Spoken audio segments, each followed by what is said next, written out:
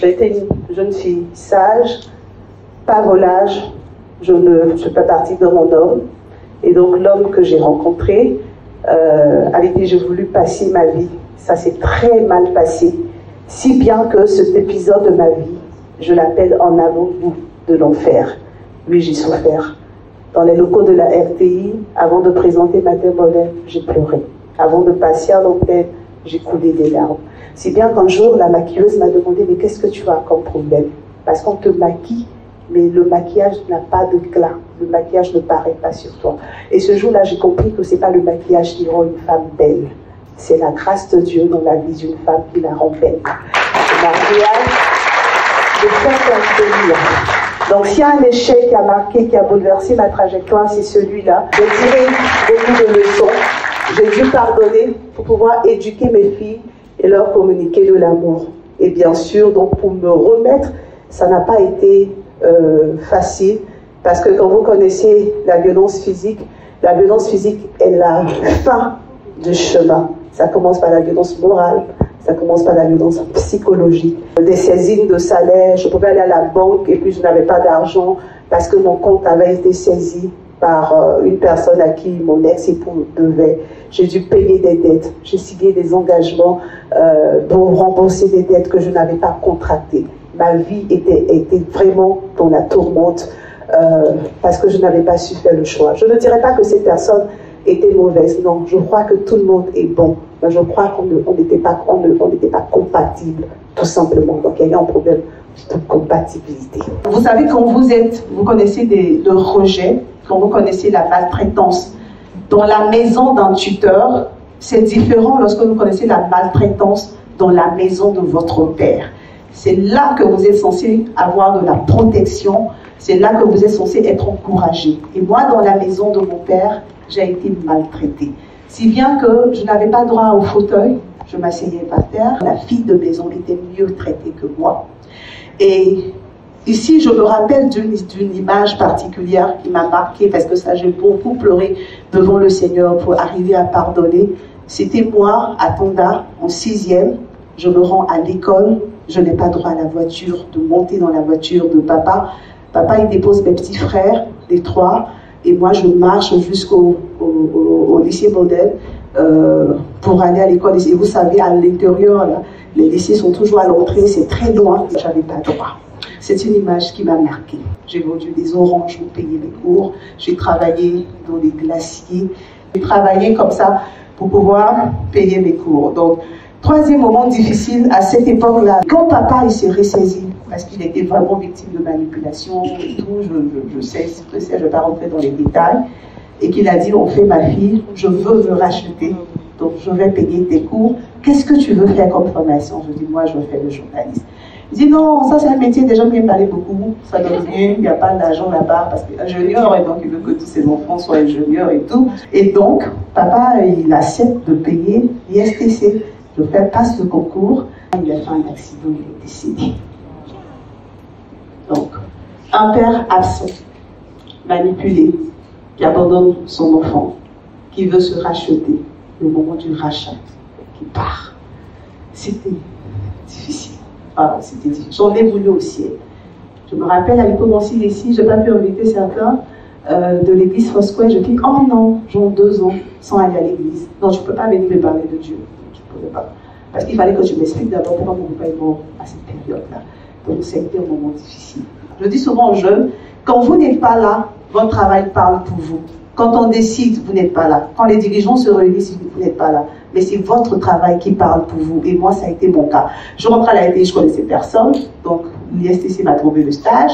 Donc, je produisais vraiment, mais comme une machine à produire, quoi, une bête à produire. Donc, tous les chefs voulaient aller au reportage avec moi. Et donc, chef Félicien Kofi fait un sondage pour dire, on doit recruter 2 stagiaires. On peut prendre qui? Et il nous a appelé, il a dit, il y a 2 noms qui sont venus, il n'y a pas 3. On était une vingtaine de stagiaires, une trentaine de stagiaires. Il dit, il y a 2 noms. Les chefs étaient unanimes sur 2 noms. Et ces 2 noms-là, c'était Charles Bois, qui est aujourd'hui au ministère du Plan, et Evelyne Débat. Voilà, donc je suis rentrée dans ce type de contrat, j'ai continué à produire, et puis matin, il fallait lancer Matin Bonheur, la RTI a fait l'annonce, Il y avait un matin bonheur, ils avaient leur présentateur, ils visaient certaines personnes, événements, annonces, dates données, et puis les tests de recrutement sont pas bons. Donc quand je suis recrutée, je fais effectivement ce que j'ai à faire. Mon chef Félicien est nommé à la direction de la com. Celui qui le remplace dit qu'il ne veut pas des débats pour des raisons que je ne dirai pas publiquement, mais on sait. Et donc, je suis à la direction de la communication et on me dit qu'on cherche des présentateurs. Est-ce que ça me dirait de faire une sorte de casting? Ils étaient, en fait, je ne dirais pas le mot, peut-être désespérés. Voilà. Parce qu'ils avaient essayé, surtout ceux-ci qu'ils comptaient, étaient passés et tout. Et puis, voilà, c'était le dernier casting, c'était le dernier jour. L'émission devait commencer la semaine qui suivait. Et bon, moi, je vais comme ça pour essayer. Et j'arrive, et quand je fais, tout le monde est... Je sens la joie quelque part. Je vois les gens pas, je souris. Je me souviens un peu. Et tout le monde dit, ah, Evelyne, tu es prête? C'est toi qui commence le dire. Chef, pardon. C'est la première fois que moi, ceux les ont fait 5 fois. Moi, je viens de faire. Est-ce que vous avez bien regardé? On dit, oui, on a bien regardé. Tu as le potentiel, tu peux. Donc voilà. Donc j'étais. Ensuite, voilà. Je continue comme ça. Matin bonheur. Journal de 23h, 13h, en plus 20h. Voilà. Puis à un moment donné, il a connu beaucoup de pression. Donc il fallait faire justement une pause. Donc l'une des raisons. Donc les difficultés conjugales. Et puis je me suis retrouvée à l'UNESCO. J'ai fait 8 ans à l'UNESCO et puis après je me suis retrouvée à NCI. À NCI, j'ai eu la grâce, vous savez, que mon père spirituel, le pasteur Mohamed Sanogo, il dit dans ses enseignements, il y a le talent. Mais il faut que le talent ait la grâce de rencontrer l'opportunité. Nous sommes à la télé, ce n'est pas parce que nous sommes les meilleurs. C'est juste parce que notre talent a eu la grâce de rencontrer l'opportunité de la présentation du journalisme. Il y a des gens qui ont des talents, mais qui n'ont pas cette opportunité. Quel a été le déclic ou l'événement qui vous a permis de rebondir? Je rentre dans les toilettes, dans la salle d'eau, je tombe dans les pots. On me prend, on m'envoie à l'hôpital de toute urgence. J'arrive à la clinique d'Anga. La clinique est en alerte. Les médecins, tout le monde, parce qu'il y a un cas, je ne mangeais pas depuis plus de 2 semaines. Je vomissais tout ce que je mangeais. J'étais belle, j'étais moche, j'étais vilaine, j'étais tout ce que vous pouvez imaginer. Et on me fait les examens. Le directeur de la clinique, il vient. C'était compliqué. 3 jours d'hospitalisation. Il rentre dans ma salle d'hospitalisation. Il s'assoit au bord du lit. Madame, vous allez bien? Il me regarde. Il est avenant, il est aimable. Il dit, j'ai vos résultats. Ce que je veux vous dire, je ne sais pas ce par quoi vous passez. Je ne sais pas ce que vous traversez. Parce que pour moi, ce n'est pas important. Mais quel que soit ce que c'est, vous êtes trop jeune. Ne vous laissez pas mourir. Relevez-vous. Et pourquoi il me dit ça? Il dit, j'ai vos résultats. Vous êtes venu dans ma clinique, on m'a appelé en urgence. J'ai mobilisé tous mes médecins, tous mes spécialistes. On a fait la fibroscopie, on a fait tous les examens. Et tous ces résultats sont négatifs. Je dis, mais moi je ressens les symptômes. Je suis malade dans mon corps. Il dit, oui, mais vous êtes malade dans votre tête. Vous avez abandonné, vous avez arrêté de vivre, en fait. Donc vos systèmes de défense ont lâché. Vous êtes trop jeune. Relevez-vous. Chacun peut nous destiner. On peut se tromper. Je n'ai pas obligé de rester. Pris mes bagages. Et puis, je suis partie. Donc, cette conversation avec le médecin, ça a été mon moment de déclic. Et c'est là que Evelyne, la joviale, la dame qui aime prendre les choses à la légère, qui aime rire de tout, c'est de là que c'est parti. Comme je vous l'ai dit, j'ai été une enfant maltraitée, donc moi j'avais des pensées suicidaires. En fait, quand je parle aux gens souvent, et que je conseille, et que je coach, les gens pensent que j'exagère, mais c'est parce que j'ai connu ça. Moi, je suis passée par la volonté, l'envie de quitter le monde, de dire, mais ton père te rejette, personne ne t'accepte, tu souffres, tu es une erreur sur la terre, tu es venu sur la terre par hasard, personne ne t'aime et tout. Et je suis partie à une cellule d'école, et puis ce jour-là, Jean 3,16, car Dieu a tant aimé le monde qu'il a donné son Fils unique, afin que quiconque croit en lui ne périsse pas, mais qu'il ait la vie éternelle. voici ma rencontre avec Jésus. J'étais surprise d'apprendre que Jésus m'aimait et qu'il a donné sa vie pour moi. Donc j'ai dit oui à Jésus. Donc la rencontre avec Jésus a bouleversé ma vie et je n'avais plus des pensées suicidaires. Donc j'ai continué comme ça mon parcours. Ensuite, ma rencontre, parce qu'il s'agit de parler de quelques rencontres qui ont bouleversé votre vie, ma rencontre avec le pasteur Mohamed Sanogo. Wow. Pasteur Mohamed Sanogo, c'est pas un pasteur, c'est un père. Quand moi je venais à Vase d'Honneur, je sortais d'un divorce dont j'étais un cadavre. Je connaissais Christ, mais intérieurement c'était pas ça. Ses enseignements m'ont lavé, ses enseignements m'ont restauré, ses enseignements m'ont permis d'avoir la joie qu'il a des bons projets pour nous. Ma rencontre avec celui que j'appelle le bras de Dieu. La Bible dit, excusez-moi, c'est ma référence, je suis chrétienne.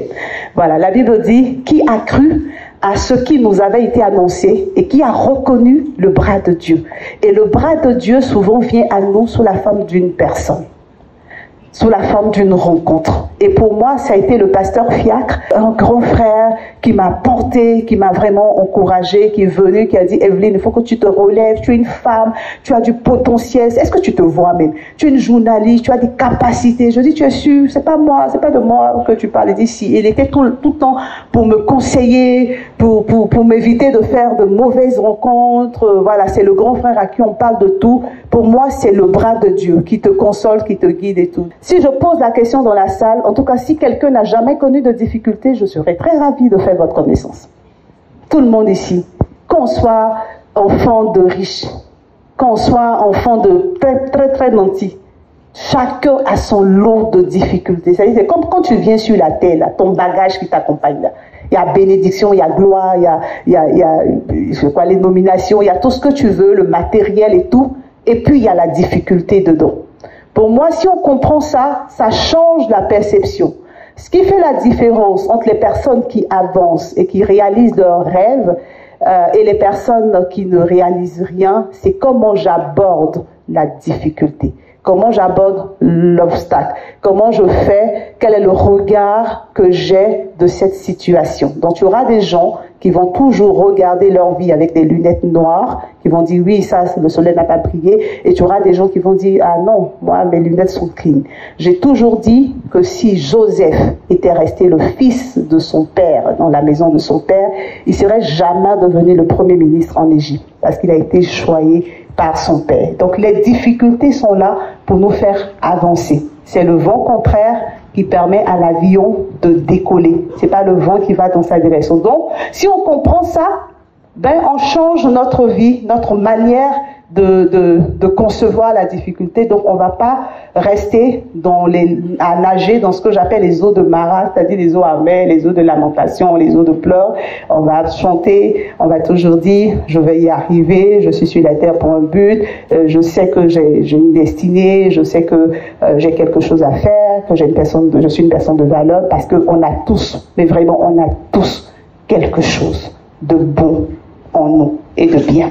J'ai sélectionné plusieurs personnes, dont 10, mais il y a 3 qui sont représentées ce soir. Ce sont des histoires qui m'ont marqué, des histoires pour lesquelles j'ai pleuré. Quand on dit pleurer, mais vraiment pleurer. Parce que souvent, on pense que les journalistes ne sont pas humains, ils n'ont pas de cœur, ils viennent parler. Non, nous sommes des êtres humains, on a un cœur qui bat, on a du sang. On est tous avec eux. Et quand on raconte leur histoire, ce qu'on leur dit, c'est que si votre enfant, votre vie, quelque chose n'a pas pu être sauvé, votre histoire peut sauver des vies.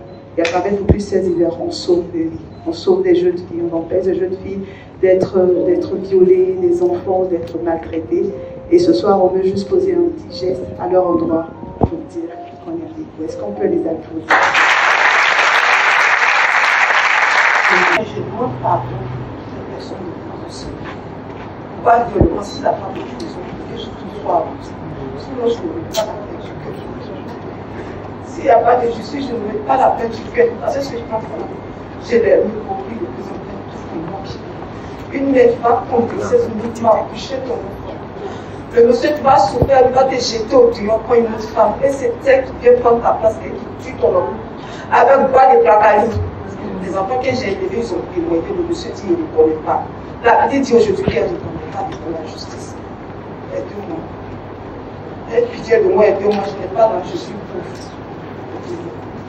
Que Jésus soit rendu. Sinon, je ne vais jamais la partir.